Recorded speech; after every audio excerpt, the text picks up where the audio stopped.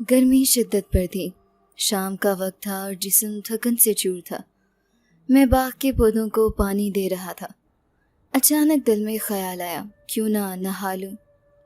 यह हिस्सा मालिक के बाग का था, जो कि हवेली के पिछले हिस्से में छुपा हुआ था। मैंने पाइप उठाया और पानी अपने ऊपर बहाने लगा। वहाँ काफ़ी सुकून था। मैं तन्हा था, लेकिन तभी एक सरसराहट हुई। मेरे दिल की धड़कन तेज़ हो गई। लगने लगा जैसे झाड़ियों के पीछे कोई है। मैंने फौरन निगाह दौड़ाई तो कोई साया सा वहाँ से हटना नजर आया। होश उड़ गए। मैं पाइप फेंककर उसके पीछे दौड़ा, लेकिन फिर एक खिड़की पर नज़र पड़ी।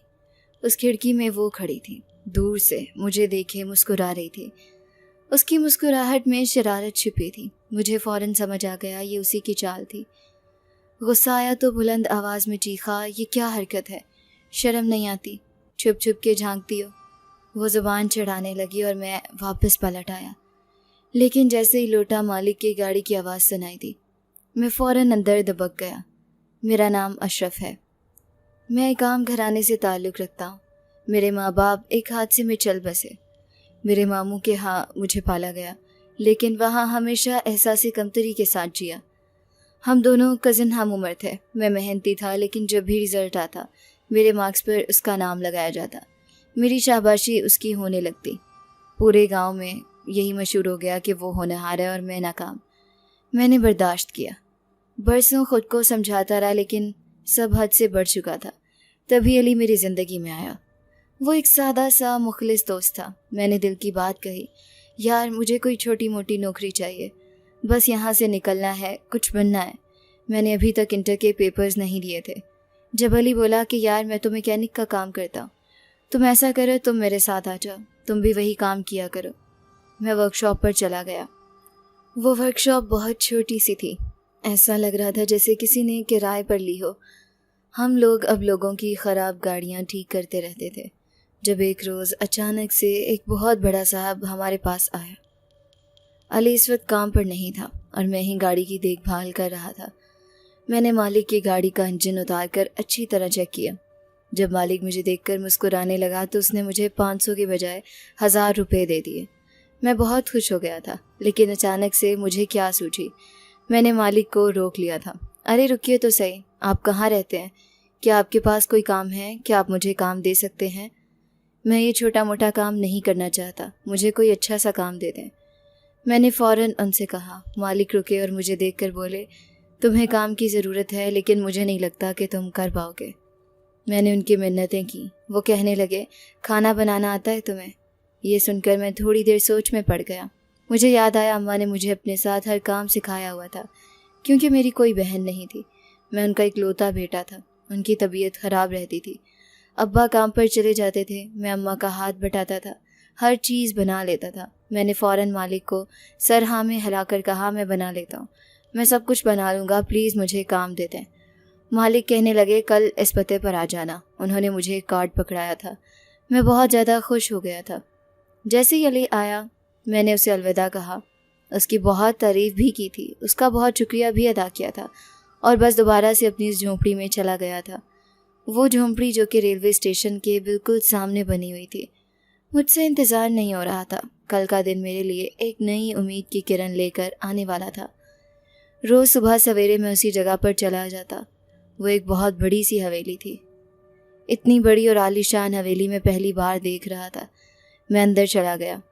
मुझे बताया गया कि मुझे क्या काम करना है, और यूँ मैं मालिक के कहने पर अच्छे अच्छे मज़ेदार खाने बनाने लगा था। जब एक रोज़ मालिक ने कहा, जाओ और जाकर ये हमसाये के घर दे आओ।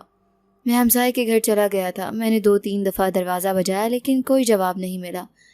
मैं वापस आ गया। मैंने मालिक से कहा, वहाँ तो कोई नहीं रहता, शायद वो लोग चले गए हैं। मालिक कहने लगे, मैंने कहा ना वहाँ जाकर तुमने ये प्लेट देनी है, जाओ और वहाँ जाकर दोबारा ये बिरयानी की प्लेट दे आओ, और हाँ याद रखो रोज़ाना तुम्हें वहाँ खाना देना है। ये सुनकर मैं थोड़ा परेशान हो गया था कि मालिक अचानक गुस्से में क्यों आया। मैं फिर से गया, दरवाज़ा बजाना शुरू कर दिया।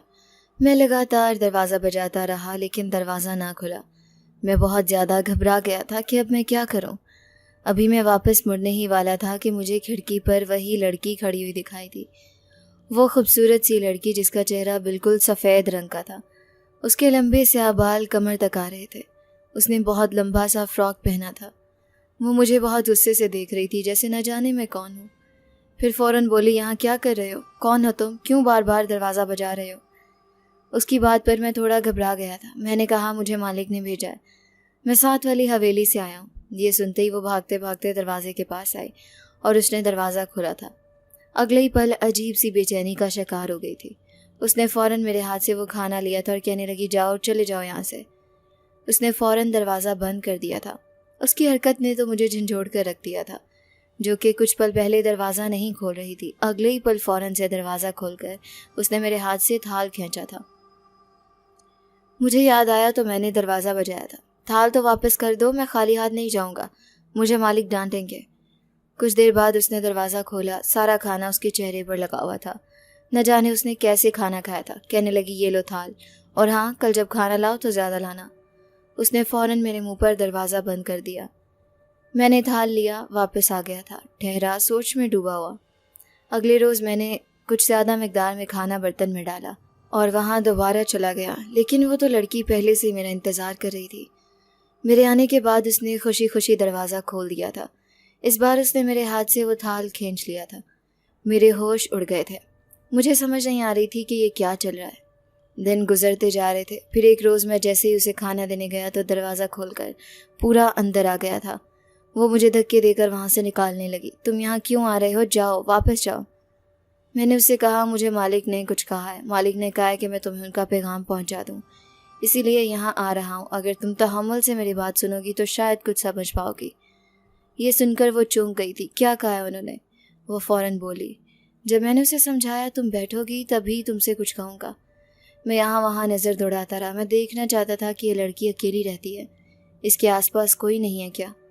جب میں نے اس سے کہا، دراصل مالک نے کہا ہے کہ میں ہمیشہ 10 منٹ بعد یہاں سے واپس جاؤں، میں 10 منٹ تک تمہارے ساتھ رہوں۔ یہ سن کر وہ بہت زیادہ گھبرا گئی تھی۔ یہ تم کیا کہہ رہے ہو؟ ایسا نہیں ہو سکتا۔ وہ گھبراہٹ سے سر جھکا چکی تھی۔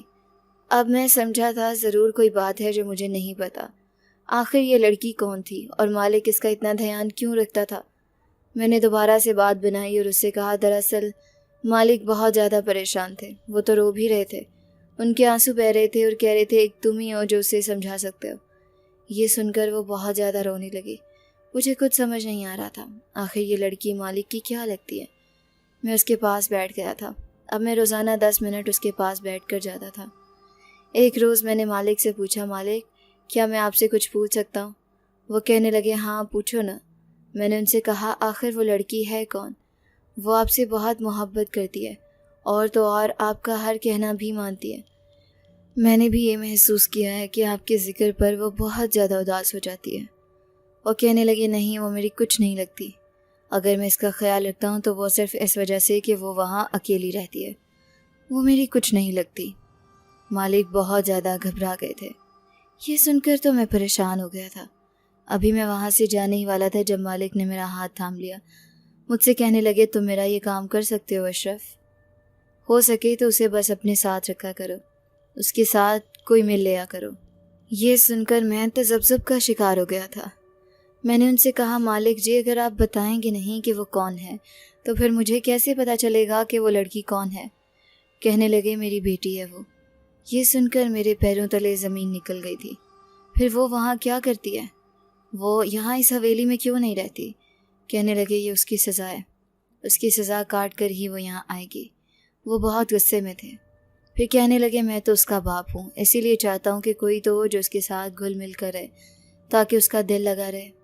اب مجھے ساری بات سمجھ آ گئی تھی۔ اس کا نام نور بانو تھا۔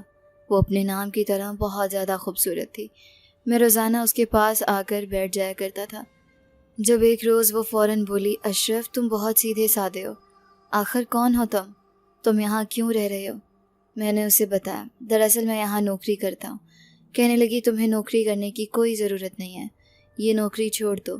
اس کی بات پر میں مسکرا دیا کہ اگر میں نوکری نہیں کروں گا، اپنے پیروں پر کھڑا نہیں ہوں گا، تو میں کہاں جاؤں گا؟ میرے ماں باپ تو اس دنیا میں نہیں ہیں۔ میں نے اسے تلخ حقیقت بتائی۔ کہنے لگی، میں یہاں سے نکلوں گی تو میں تمہیں امیر کر دوں گی، میں تمہاری بہت مدد کروں گی۔ اس نے میرے ہاتھ تھام لیے تھے، میں نے فوراً اسے ہاتھ چھڑوا لیے تھے۔ میری اس حرکت پر وہ بہت زیادہ رونے لگی اور کہنے لگی مجھ سے کوئی پیار نہیں کرتا۔ میں فوراً رک گیا تھا۔ یہ تم کیسی باتیں کر رہی ہو؟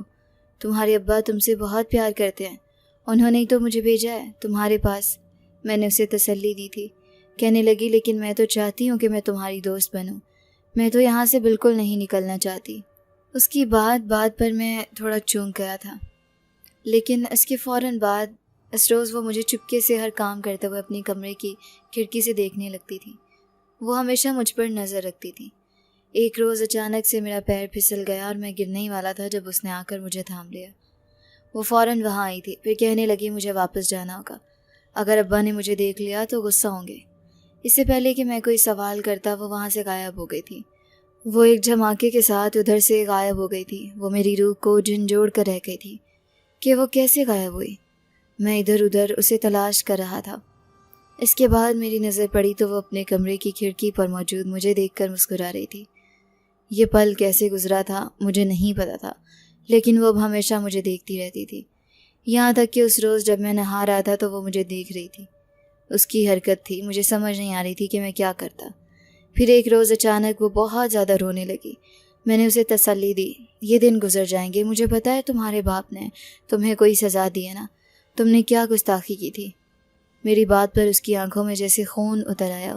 کہنے لگی تمہیں کیسے پتہ چلا؟ وہ گستاخی نہیں تھی، وہ میرا حق تھا۔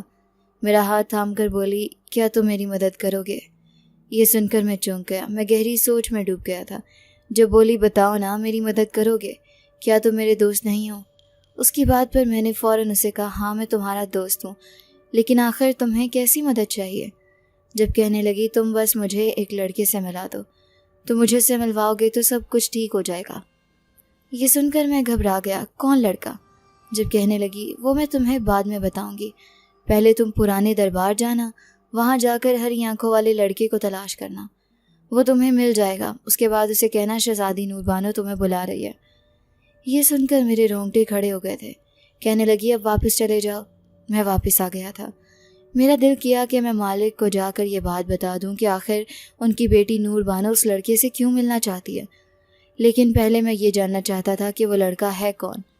میں جیسے ہی اگلے روز دربار میں گیا، میں یہاں وہاں اس لڑکے کو تلاش کر رہا تھا، لیکن ہری آنکھوں والا لڑکا مجھے کہیں بھی دکھائی نہیں دیا۔ میں جاتے جاتے ایک ملنگ سے ٹکرا گیا۔ جیسے ہی میری نظر اس ملنگ پر گئی، اس کی آنکھیں دیکھ کر تو میری روح صاف ہو گئی تھی۔ وہ ملنگ ہی تو وہ نوجوان تھا جس سے نور بانو ملنا چاہتی تھی۔ میرے تو رونگٹے کھڑے ہو گئے تھے۔ اب میں کیا کرتا؟ جب کہنے لگا کون ہو تم، دیکھ کر نہیں چل سکتے؟ وہ ساتھ ساتھ جھول رہا تھا۔ اس کی بات پر میری روح ساتھ ڈوبی تھی۔ میں نے کہا کیا تم شہزادی نور بانو کو جانتے ہو؟ ابھی میں نے اتنی کہا تھا کہ اس نے فوراً میرے دونوں ہاتھ تھام لیے تھے۔ وہ میرے ہاتھ مڑوڑ رہا تھا پوری طاقت کے ساتھ۔ مجھے بہت درد ہو رہا تھا۔ میں نے کہا جلدی سے میرے ہاتھ چھوڑو، یہ کیا کر رہے ہو؟ یہ کیسی حرکت ہے؟ جب کہنے لگا پہلے بتاؤ تم اسے کیسے جانتے ہو؟ خبردار اگر اس پر ایک نگاہ بھی دوڑائی، ورنہ میں تمہاری آنکھیں نوچ لوں گا۔ یہ سن کر تو میرا وجود بے جان ہو گیا تھا۔ میں نے کہا اس نے مجھے بھیجا ہے تمہارے پاس، تو پھر اس نے میرے ہاتھ آزاد کیے تھے۔ مجھے تو ایسا لگ رہا تھا جیسے میرے ہاتھ میرے وجود کے ساتھ ہی نہ ہو۔ کہنے لگا مجھے معاف کر دو، یہاں آؤ۔ وہ مجھے بازو سے تھام کر دور کہیں لے کر جا رہا تھا اور پھر کہنے لگا وہ ٹھیک تو ہے نا؟ اس کے ساتھ کسی نے کچھ غلط تو نہیں کیا نا؟ اسے کہنا میں جو بھی برداشت کر رہا ہوں مجھے صرف اور صرف اسی کی خاطر، اس کے بغیر میں نہیں جی سکتا۔ دیکھو تو صحیح اس نے مجھے کیا بنا دیا ہے۔ میں نے اس کی بات سن کر اس پر ایک نگاہ دوڑائی تو پھر مجھے پتہ چلا وہ ایک ملنگ بنا ہوا تھا۔ اس کے سر کے بال بہت زیادہ بڑے ہوئے تھے، جبکہ وہ ساتھ ساتھ جھول رہا تھا۔ اس کے گلے میں عجیب موتیوں والے ہار تھے۔ میں نے کہا تمہاری یہ حالت کس نے کی ہے؟ کہنے لگا تم جانتے تو، نور بانو، اسی نے میری یہ حالت کی ہے۔ اس کے باپ نے میری یہ حالت کر دی، لیکن میں پھر بھی اس سے محبت کرتا ہوں، وہ بھی مجھ سے محبت کرتی ہے۔ میں نے اس سے کہا ہاں وہ تمہیں بلا رہی ہے، میرے ساتھ چلو۔ میں اسے اپنے ساتھ لے کر آ گیا تھا۔ میں اب اس گھر کے پاس موجود تھا، ساتھ ہی وہ حویلی تھی۔ اگر مالک مجھے دیکھ لیتے یا میں کسی بھی طریقے سے پکڑا جاتا تو پھر میری شامت ضرور آنی تھی۔ میں نظریں گھماتے ہوئے یہاں وہاں دیکھ کر اسے بچاتے ہوئے اندر تک لے آیا تھا۔ جب نور بانو نے اس ملنگ کو دیکھا تو فوراً اس کے پاس چلی گئی تھی، اس کے گلے لگ گئی تھی۔ کہنے لگی میں نے تمہیں کہا تھا نا، ہم دونوں کو ایک ہونے سے کوئی نہیں روک سکتا۔ اب ہم دونوں ایک ہو جائیں گے۔ ان دونوں کی باتیں سن کر تو میں حیران رہ گیا تھا۔ مجھے پچھتاوا ہو رہا تھا کہ کہیں میں نے کچھ غلط نہ کر دیا ہو۔ اگر مالک نے مجھے پکڑ لیا تو وہ مجھے برباد کر دیں گے۔ میں نے جلدی سے جا کر نور بانو کو روک لیا تھا۔ دیکھو یہ تم نہیں کر سکتی، تم نے مجھے اتنا ہی کہا تھا، اب دیکھو تم اسے مل گئی ہو نا، تو اسے واپس بھیج دو۔ یہ اتنا ہی تو تھا، اگر تمہارے باپ کو پتہ چل گیا تو وہ ضرور تمہیں دوبارہ سزا دیں گے۔ میں نے اس کا ہاتھ تھام کر کہا تھا کیونکہ میں اس کا دوست تھا۔ اگلی ہی پل اس ملنگ نے مجھے تھپڑوں سے اڑا دیا۔ تمہاری ہمت کیسے ہوئی میری شہزادی کو چھونے کی بھی؟ جب نور بانو نے اسے پیچھے ہٹایا تو کہا، یہ میرا دوست ہے، ایسا مت بولو۔ اس کی بات پر اس ملنگ کا غصہ ٹھنڈا ہوا، کہنے لگا، تم فکر مت کرو، میں اس کے بدلے میں تمہاری خوب مدد کروں گا، تمہیں اتنا دوں گا کہ تم خوش ہو جاؤ گے، لیکن جو میں کرنا چاہ رہا ہوں اسے کرنے دو، مجھے مت روکو۔ وہ یہ کہتے ساتھ ہی ملنگ کے ساتھ اندر چلی گئی تھی، جبکہ میں سر تھام کر رہ گیا تھا۔ دل ہی دل میں شرمندہ ہو رہا تھا کہ یہ میں نے کیا کر دیا۔ میں جیسے ہی واپس حویلی آیا تھا، مالک مجھے ہی تلاش کر رہے تھے۔ کہنے لگے، نور بانو ٹھیک تو ہے نا؟ میں اس سے مل تو نہیں سکتا، میں اس سے ناراض ہوں نا، لیکن تمہارے ذریعے میں اس کی حالت تو پوچھ سکتا ہوں۔ بتاؤ وہ ٹھیک تو ہے نا؟ کھانا تو کھاتی ہے نا؟ میں نظریں جھکا چکا تھا اور پھر میں نے ساری سچائی مالک کو بتا دی۔ میں نے مالک کو بتا دیا کہ کیسے نور بانو نے دھوکے سے مجھے ملنگ کو لینے بھیجا تھا۔ اگر مجھے پتا ہوتا کہ وہ نور بانو کی محبت ہے تو میں اسے کبھی وہاں سے نہ لاتا۔ یہ سن کر مالک سر تھام کر رہ گئے تھے۔ یہ تم نے کیا کر دیا؟ تم نے بہت بڑی غلطی کر دی ہے، تم ایسا نہیں کرنا چاہیے تھا، میری بیٹی کی زندگی تم نے برباد کر دی ہے۔ وہ مجھے باتیں سنا رہے تھے، یہ سن کر تو میرے ہوش اڑ گئے، لیکن اگلے پل جب میری نظر مالک پر گئی تھی تو ایک جھلک سے بس ایک چیخ نکلی تھی، کیونکہ مالک کی آنکھیں بالکل سرخ ہو گئی تھیں۔ میرے تو رونگٹے کھڑے ہو گئے تھے۔ مالک، یہ آپ کو کیا ہوا ہے؟ میں مالک کو جھنجھوڑ کر بولا، جا بندے، مجھے دھکا دیا، خبردار جو میرے پاس آئے۔ تمہیں نہیں پتا میں کون ہوں؟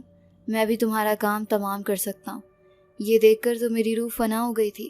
وہاں ایک سفید رنگ کا سایہ نمودار ہو گیا تھا، جبکہ مالک نہ جانے کہاں گئے تھے۔ مالک کہاں ہے؟ میرے مالک کہاں ہیں؟ میں نے غصے سے کہا جب وہ کہنے لگا، میں تمہارا مالک ہوں۔ تمہیں نہیں پتا میں کون ہوں؟ میں شہنشاہ جنات ہوں۔ تم نے میری بیٹی کے ساتھ اچھا نہیں کیا، تم نے میرے وعدے کا پاس نہیں رکھا، تم نے میرے وعدے کو توڑا ہے، اب تمہیں اس کی سزا ملے گی۔ اور یہ کہتے ہی مالک نے مجھے دھکا دیا تھا۔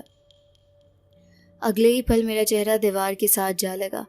میرا چہرہ بری طرح سے زخمی ہو گیا تھا، خون نکلنے لگا تھا، لیکن اس سے پہلے کہ وہ مجھے مزید نقصان پہنچاتا، اگلے ہی پل اچانک ایک آواز میرے کانوں میں پڑی۔ یہ آواز نور بانو کی تھی۔ وہ اپنے باپ کے پاس گئی تھی، کہنے لگی، ابا جانی آپ کیا کر رہے ہیں؟ اسے کچھ مت کہیں، میں نے آپ کے ساتھ ٹھیک نہیں کیا، میں نے آپ کے وعدے کے خلاف جا کر کسی سے محبت کی تھی جس سے میں دور نہیں ہو سکتی، لیکن اس کی سزا آپ اس بیچارے کو مت دیں۔ اسے نہیں پتا تھا کہ آخر وہ کون تھا، یہ تو اسے ملنگ سمجھ کر میرے پاس لے آیا تھا۔ میں نے اس کی بات سنی تو میں بھی سر جھکا چکا تھا۔ شہنشاہ جنات کا غصہ ٹھنڈا ہو گیا تو وہ فوراً بیٹی سے بولے، تم میری بیٹی تھی، میں نے ہمیشہ تمہاری ہر خواہش مانی تھی، لیکن میں آج بھی تم دونوں کو ایک ساتھ نہیں دے سکتا، کیونکہ یہ ہمارا دشمن ہے جس نے ہمیں نقصان پہنچایا تھا، یہ تمہیں بھی نقصان پہنچا سکتا ہے، تم اس کے ساتھ نہیں رہ سکتی، تم بہت معصوم ہو میری بیٹی۔ شہنشاہ نے نور بانو کو سمجھایا جب وہ کہنے لگی، نہیں ابا حضور، آپ نے پہلے ہی مجھے ایک سزا دے دی ہے، میں آپ سے دور رہتی ہوں، لیکن اب میں اپنی سزا برداشت نہیں کروں گی۔ وہ دوبارہ سے انکار کرنے لگی تھی جب اس کے ابا حضور نے کہا، ٹھیک ہے، میں تم پر سزا ختم کرتا ہوں، تم میرے ساتھ رہو، میں اس کو بھی تمہارے ساتھ رہنے کی اجازت دیتا ہوں، لیکن میں اسے کبھی معاف نہیں کروں گا، نہ ہی میں اس پر یقین کر سکتا ہوں۔ شہنشاہ جنات نے فوراً ہی اپنی بیٹی کو اپنے پاس بلا لیا تھا۔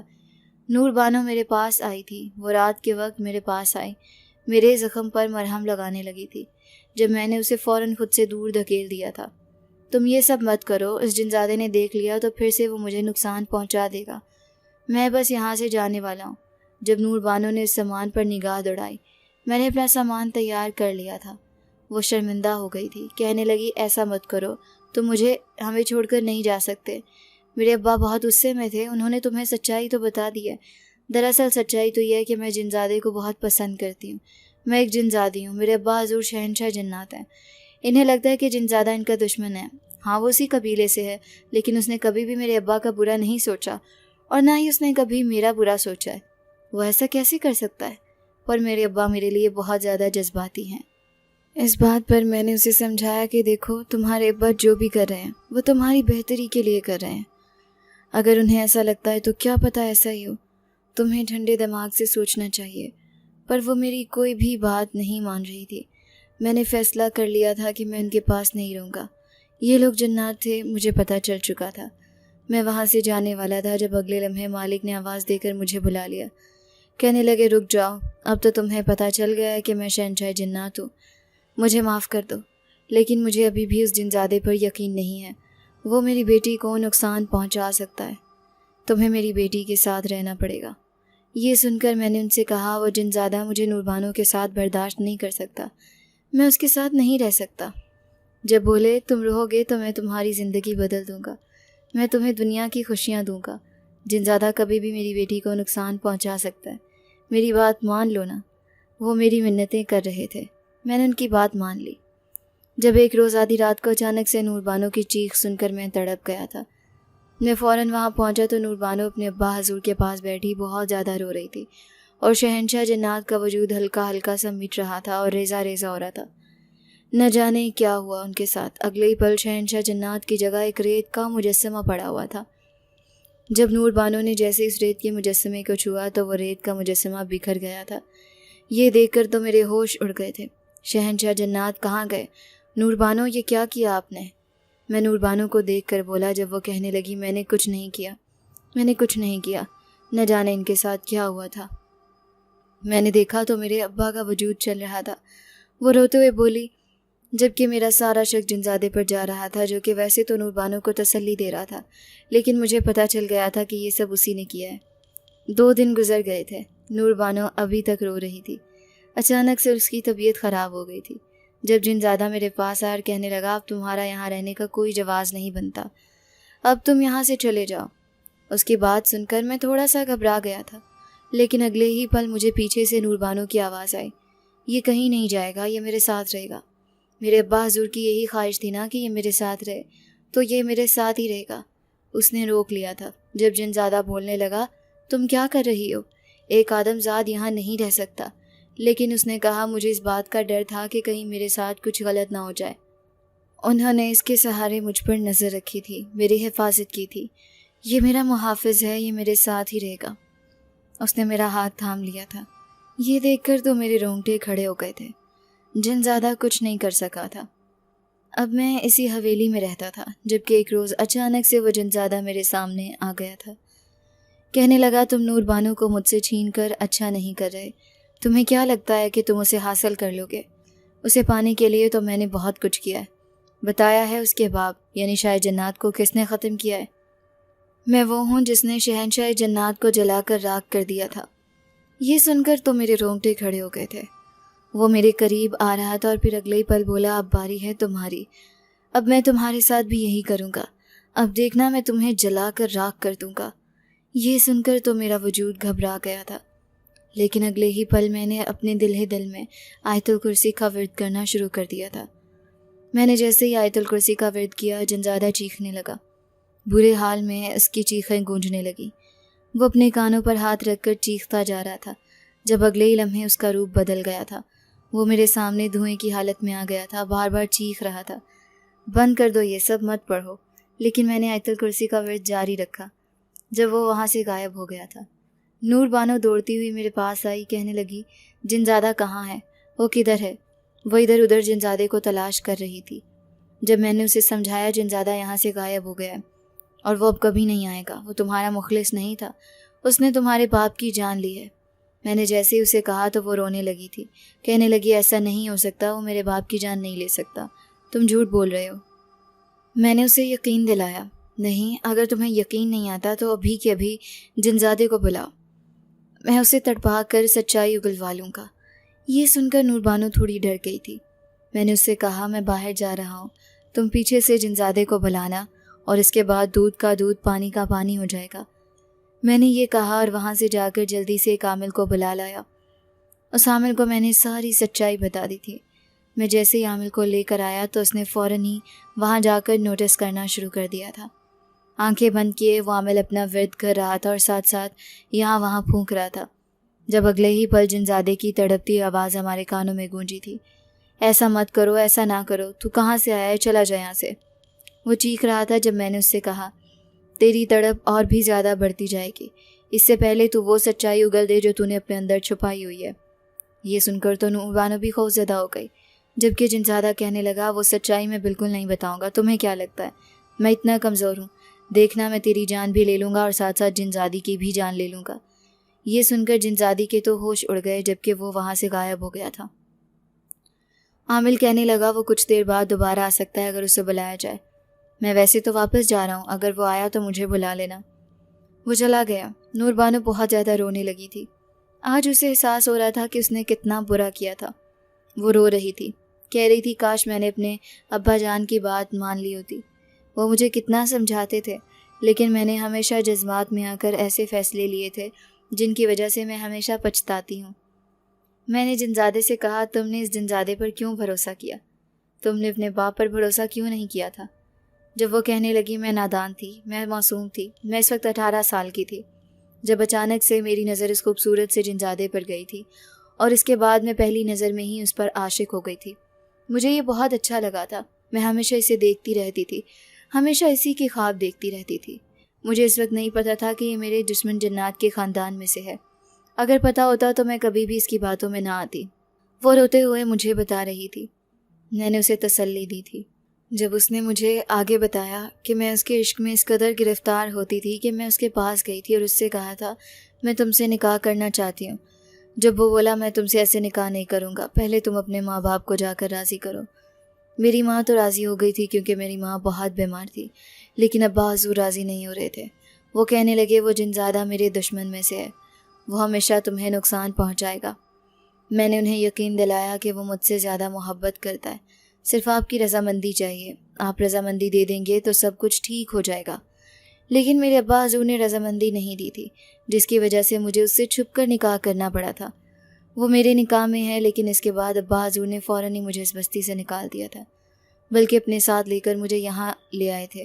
مجھے اس ساتھ والے گھر میں قید کر لیا تھا اور مجھ سے ملتے تک نہیں تھے۔ میں یہاں قید رہتی تھی، یہاں تک کہ میں بہت زیادہ بھوکی ہو گئی تھی۔ وہ مجھے کھانے کا نہیں پوچھتے تھے، جب اگلے ہی پل اچانک سے مجھے تم نظر آئے تھے اور تب تم نے مجھے پہلی دفعہ کھانا دیا تھا۔ میں جان گئی تھی یہ ابا حضور کا کام ہے، وہ مجھے ادھر تک لے آئے تھے، یہی میری سزا تھی۔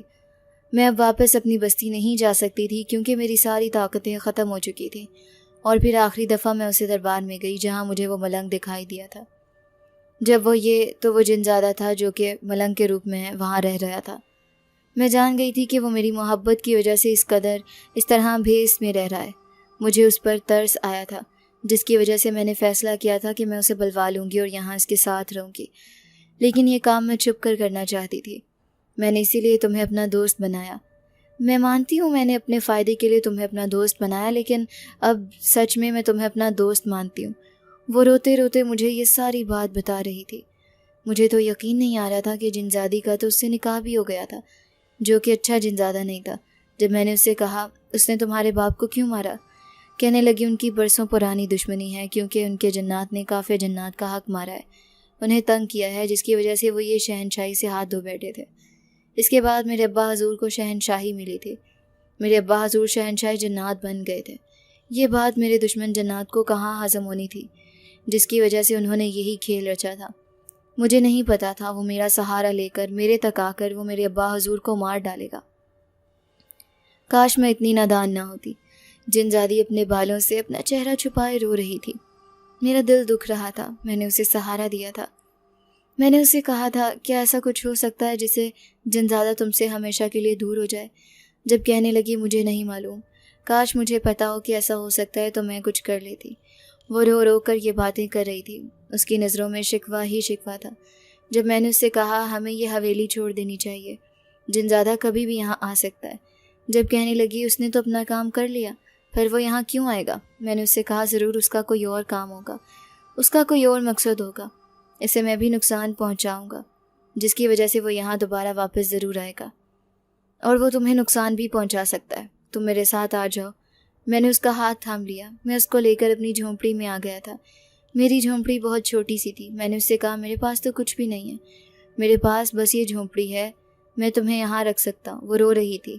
رات کو وہ بہت زیادہ سردی سے ٹھٹر رہی تھی جب میں نے اس کے اوپر کپڑا اڑا دیا وہ فوراً اٹھ کر بیٹھ گئی اور کہنے لگی اگر تم چاہو تو میں اپنی طاقت کا استعمال کر سکتی ہوں، لیکن جب میں اپنی طاقت کا استعمال کروں گی تو کچھ عجیب تبدیلیاں ہوں گی جو تمہیں محسوس ہوں گی، تم انہیں دیکھ کر ڈرنا مت۔ اس کی بات پر میں تھوڑی دیر کے لیے پریشان ہو گیا تھا۔ میں نے اسے کہا تم اپنی طاقت کا استعمال کیوں کرو گی؟ کہنے لگی اس سے تمہاری زندگی بھی بدل سکتی ہے اور ہمیں آسائش بھی مل سکتی ہے۔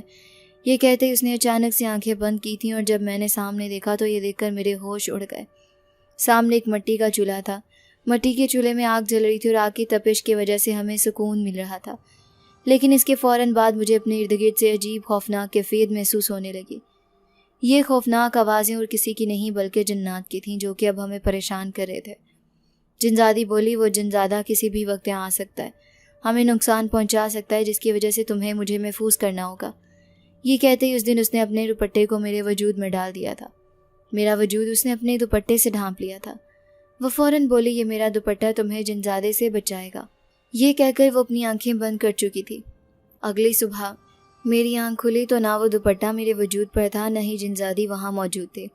وہ تو جانے کہاں چلی گئی تھی۔ مجھے اس کی بہت زیادہ فکر ہو رہی تھی۔ میں ادھر ادھر بھاگ کر اسے تلاش کر رہا تھا۔ وہ کہاں گئی تھی؟ مجھے یاد آیا، یقیناً وہ حویلی چلی گئی ہے۔ مجھے فوراً بھاگتے ہوئے حویلی گیا تھا، لیکن وہ حویلی میں موجود ہی نہیں تھی۔ اور پھر اچانک میری نظر ایک بہت بڑے پنجرے پر پڑی۔ اس پنجرے میں جنزادی قید تھی۔ وہ بہت زیادہ چیخ رہی تھی، کہہ رہی تھی مجھے بچاؤ، یہ مجھے مار ڈالے گا۔ میں نے جیسے ہی دیکھا جنزادی اس پنجرے سے نکلنے کی کوشش کر رہی تھی۔ مجھ سے رہا نہیں گیا۔ اس سے پہلے کہ میں اس کے پاس جاتا اگلے ہی پل میرے وجود کو ایک کرنٹ لگا اور میں فرش پر گر گیا۔ میں پھر سے اٹھا، میں نے پھر سے ہمت کی، دوبارہ سے وہاں جانے لگا، لیکن مجھے پھر سے ایک کرنٹ لگا۔ میں پھر سے گر گیا تھا۔ اب مجھے پتہ چلا تھا یہ تو کوئی اندیکھی قوت ہے جو مجھے وہاں جانے سے روک رہی ہے۔ اتنے میں ایک شیطانی کہکہے کی آواز میرے کانوں میں گونجی۔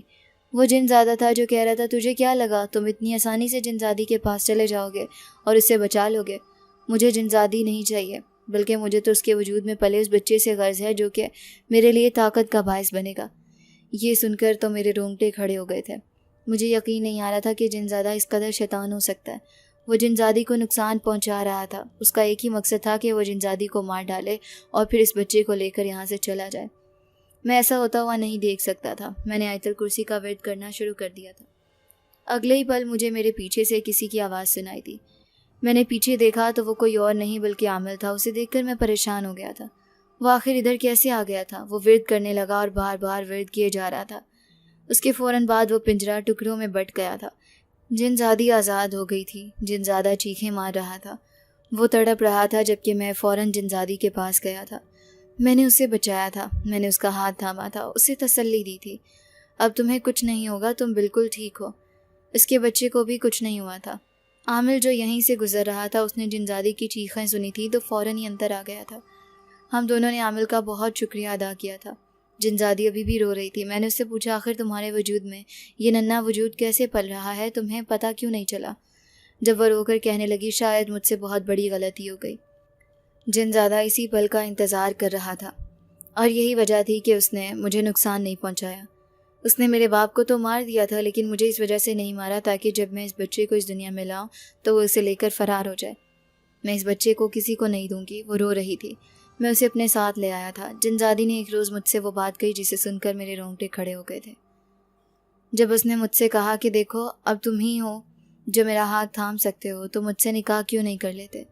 تم مجھے اپنا لو ورنہ یہ انسانوں کی دنیا ہے، یہاں میرا کوئی نہیں ہے۔ وہ رو رہی تھی۔ اس کی بات پر میں نے اسے بتایا کہ تمہارا پہلے سے نکاح ہو گیا ہے، ایسا کیسے ہو سکتا ہے؟ نکاح پر نکاح نہیں ہو سکتا۔ جب وہ بولی وہ نکاح نہیں تھا، اس نے مجھ سے نکاح نہیں کیا تھا، اس نے دھوکے سے مجھے حاصل کیا ہے۔ وہ مجھے جنات کے عامل کے پاس لے کر گیا تھا۔ مجھے پتہ چلا ہے کہ اس نے مجھے دھوکے میں رکھا تھا۔ وہ بہت زیادہ رو رہی تھی۔ اس کی بات سن کر مجھے اس پر ترس آ گیا تھا۔ مجھے سمجھ نہیں آ رہی تھی کہ میں کیا کروں۔ میں عامل کے پاس گیا تھا۔ میں نے عامل سے کہا تھا جنزادی مجھ سے نکاح کرنا چاہتی ہے، کیا یہ جائز ہے؟ کیا میں اس سے نکاح کر سکتا ہوں؟ تب وہ کہنے لگا تم تحفظ کی وجہ سے جب اس کا خیال رکھنے کے لیے اس سے نکاح کر سکتے ہو، لیکن ہاں یہ بات یاد رکھو یہ سب کچھ کسی کو پتہ نہیں چلنا چاہیے کیونکہ ابھی جنزادہ غائب ہوا ہے، وہ ابھی میری پکڑ میں نہیں آیا۔ جب تک وہ میری پکڑ میں نہیں آتا تم دونوں محفوظ رہنے کے لیے ایک ساتھ رہ سکتے ہو اور فوراً سے اس کے پکڑ میں آنے کے بعد تم دونوں نکاح بھی کر سکتے ہو۔ ہم دونوں نے سکھ کا سانس لیا۔ ہم حویلی آ گئے تھے۔ بار بار عامل کے پاس جا کر مجھے پوچھنا پڑتا تھا۔ پھر ایک روز عامل نے بتایا کہ جنزادہ پکڑا گیا ہے۔ عامل نے اسے ایک بوتل میں قید کر لیا تھا اور وہ بوتل اپنے پاس رکھ لی تھی، جس کے فوراً بعد میں جنزادی سے نکاح کر چکا تھا۔ اس سے نکاح کر کے میں اسے اپنا نام دے چکا تھا۔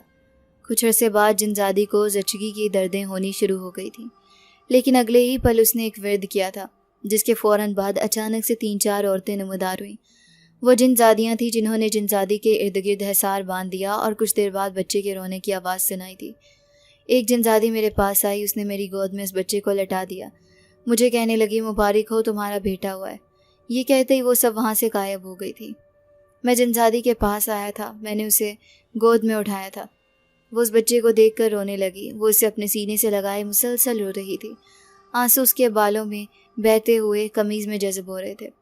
میں نے اس کے لرزتے وجود کو تھام کر نرمی سے کہا، فکر مت کرو، یہ بچہ اب صرف تمہارا نہیں رہا، یہ میرا بھی ہے۔ میں اسے اپنا نام دوں گا، اپنی شناخت دوں گا اور اس کی پرورش ایسے کروں گا جیسے اپنے وجود کا ٹکڑا ہو۔ وہ بچہ جو جنات کی نسل سے تھا، جو ایک الگ ہی دنیا سے آیا تھا، میرے لیے اب صرف ایک جناتی بچہ نہیں رہا تھا، وہ میرے دل کی دھڑکن بن چکا تھا۔ میں نے دل میں عہد کر لیا تھا کہ چاہے جو بھی ہو، میں اس بچے کو انسانوں کے بیچ ایک باعزت نام دوں گا۔ میں اسے وہ سب دوں گا جو ایک باپ اپنے بیٹے کو دے سکتا ہے۔ جنزادی جو اب میری بیوی بن چکی تھی، میرے ساتھ حویلی میں رہنے لگی تھی۔ وقت بدل گیا تھا۔ میں جو کبھی شہر کی ایک گمنام گلی میں میکینک کی چھوٹی سی دکان پر کام کرتا تھا، جو دوسروں کے پرانے پرزے جوڑ کر زندگی کی گاڑی چلاتا تھا، وہ اب اس وسیع و عریض حویلی میں رہتا تھا۔ وہی حویلی جو جنات کے شہنشاہ کی ملکیت تھی، وہی شہنشاہ جس کی بیٹی میری زندگی میں جنزادی بن کر آئی تھی، وہ شہنشاہ جنات جو اپنی بیٹی سے بے پناہ محبت کرتا تھا اور جسے شاید اندازہ نہیں تھا کہ اس کی بیٹی ایک انسان سے نکاح کر بیٹھے گی، اور اب وہی انسان یعنی میں اس کی بیٹی کا شوہر تھا۔ آج میں اسی حویلی میں رہتا ہوں۔ میرے وہی ماموں جو کبھی مجھے منہ نہیں لگاتے تھے، جو مجھے نظر انداز کر کے گزر جاتے تھے، اب جب مجھے کہیں دیکھتے ہیں تو رک کر سلام کرتے ہیں، پوچھتے ہیں، بھائی سب خیریت ہے نا؟ لیکن وہ راز جو میرے سینے میں چھپا تھا، وہ میں کیسے بتاتا؟ وہ کیسے یقین کرتے کہ میں نے ایک ایسی مخلوق سے نکاح کیا ہے جو انسانوں سے نہیں، جنات کی دنیا سے تعلق رکھتی ہے؟